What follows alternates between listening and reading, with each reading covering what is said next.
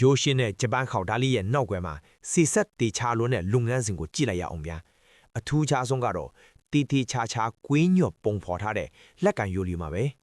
မျက်နှာပြင်ပေါ်မှာလက်နဲ့တီးတန့်ထွန်းထုထားတဲ့ဒီကနုပန်းတွေကတကယ့်အသက်ပါ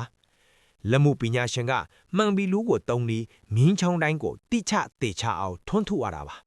ဒါကြောင့်ဓာတ်တစ်ချောင်းနဲ့တစ်ချောင်းဒီဇိုင်းမတူနိုင်ပါဘူးဓာတ်သွားကိုလည်းဂယူးတစိုက်ပုံဖော်ထားပါတယ်အသေးစိတ်ကအစပေါ့ဓာတ်သွားနဲ့အမီးပိုင်းကတေးပေမဲ့အထူးဂယူးဆိုင်လောက်ဆောင်ရပါတယ်အနှဲငယ်လွဲချော်သွားတာနဲ့ဓာတ်ပိတ်လို့မရတော့တာမျိုးဖြစ်တတ်လို့ပါဘေးကင်းဖို့လည်းလိုရည်လीတမဏီသားပိုမာပြီးတိတ်သေးလာအောင်ထက်ခါထုရိုက်ပေးရပါတယ်ပြီးမှလိုချင်တဲ့အကွေးပုံစံရအောင်လုပ်ယူတာပါပိုမာအောင်လို့အပူပေးပြီးစီထဲမှာနှိပ်လိုက်ပါတယ်တမဏီသားငြိမ်သွားပြီဆိုရင်တော့ဓာတ်ဆန်ကိုစားပေးရပါတယ်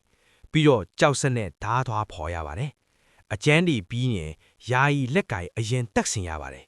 ဒါမှသွေးတဲ့အခါပိုတိကြပါလိ